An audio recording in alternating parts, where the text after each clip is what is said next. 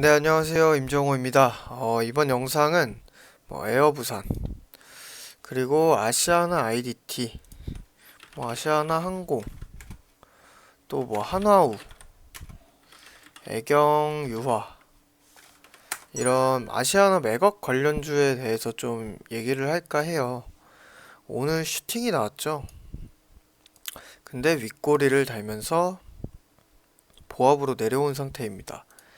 현재 좀 매각을 앞두고 계속 진행을 하는데 이게 길어지고 있잖아요. 워낙 큰 기업이다 보니. 근데 이제 진행 과정에서 매각 주관사도 감사인 부적절로 재지정 이런 이슈도 있고, 악재 늪에 빠졌다면서 공정위에서 아시아나의 과징금, 여기 보면은 과징금 규모도 아직 나오지 않았고 과징금 처분을 받게 될 가능성이 커졌다 등등의 이런 이슈가 나오고 있어요.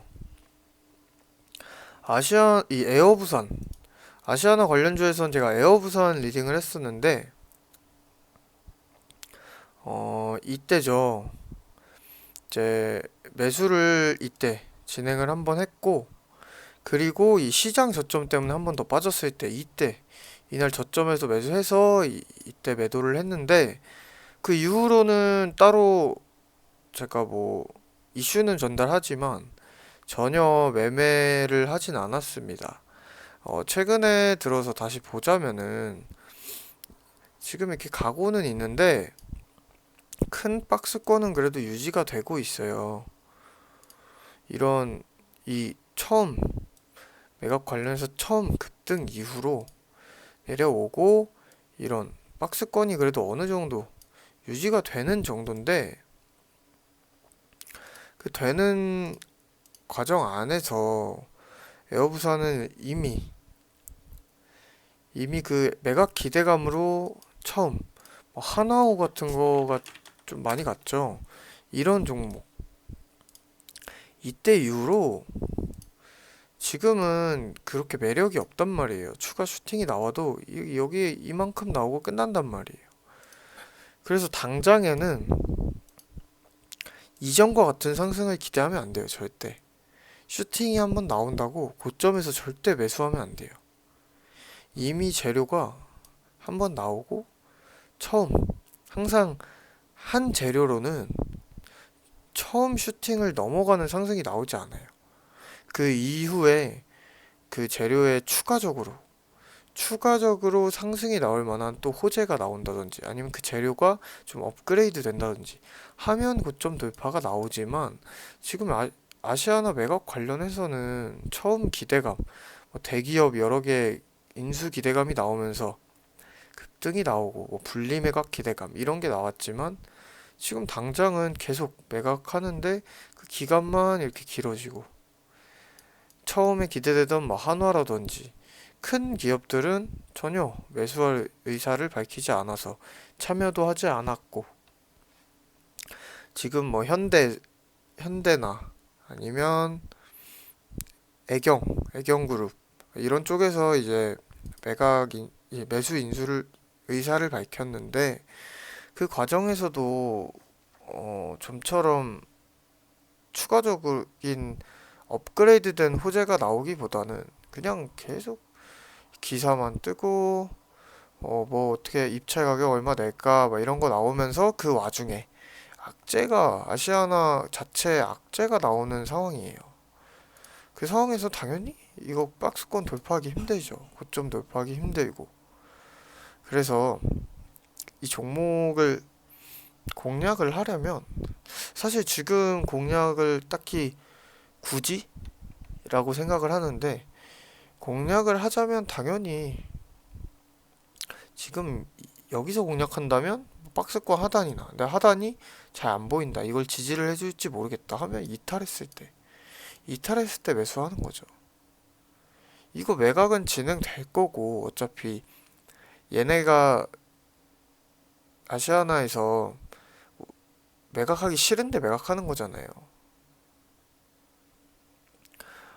돈이 없으니까 어쩔 수 없이 매각하는 거잖아요.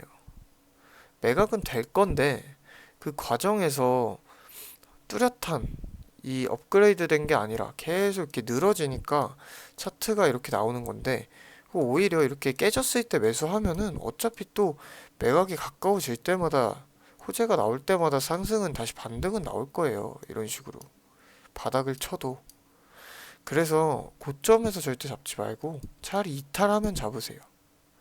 일단 신규 매수해서 공략하려면 차라리 이탈했을 때 잡는 게 낫고, 기존 뭐 고점에 보유하고 계신 분은 사실 단기적으로는 고점 다시 회복해서 나오려면 힘들죠. 매각이 이게 하루 이틀 만에 되는 게 아니니까. 지금 아직 제대로 된 그 확정적인 그런 결과도 없고, 아직까지도 매각 주관사 재지정, 입찰 가격 써내고 있고, 근데 거기서 과징금 부과 이슈까지 나오고 있는 상태라 당장에 여기서 산다고 여기 슈팅을 기대하는 건 사실 어렵습니다. 이만큼만 나와도 꼬리 달고 내려오잖아요. 이렇게 보합으로. 그래서 가지고 계신 분들은 비중이 크면 사실 이런 슈팅 나올 때마다 정리하고 다른 유망한 종목 보는 게 좋고요. 단기적으로는. 장기적으로 보려면 사실 이런 이탈했을 때 신규 매수하라고 했던 것처럼 그 구간에서 매수를 해야 돼요. 추가 매수를. 그래야 좀 단가를 낮춰서 이런 슈팅 하나만 나오더라도 수익을 챙겨서 나오거나 최소 본전에서라도 나올 수 있는 겁니다. 아시아나 IDT나 아시아나 항공 똑같아요. 차트 다 똑같죠. 그나마 에어부산이 좀 유지되지, 얘네는 오히려 첫 상승 이후 좀 지속 하락세라고 보기에도 틀리지 않은 차트 흐름을 가지고 있고, 고점 저점이 계속 낮아지고 있는 추세라서 이 세 개의 종목 중에는 에어부산이 가장 낮고, 근데 이제 슈팅을 줄 때는 아시아나 IDT가 가장 강하게 줘요. 보면은. 근데 차트 자체는 이렇게 한번 유지하다 깨져버리면 이렇게 쭉 내려오고 있고, 아시아나 IDT는.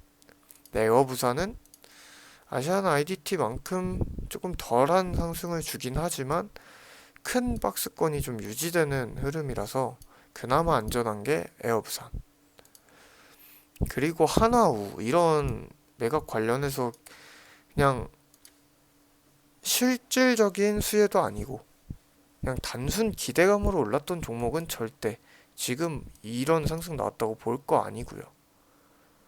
얘네가 직접 인수를 해야, 그래야 이득을 보는 건데, 인수할 의지도 없고, 인수를 의지도 없으니까 당연히 그 기대감은 다 뱉어야 되는 게 자연스러운 거고, 아직까지 인수 의지가 없는데 반등? 의미 없죠. 절대 아시아나 관련주라고, 인수 관련주, 뭐 매각 관련주라고 이 하나우나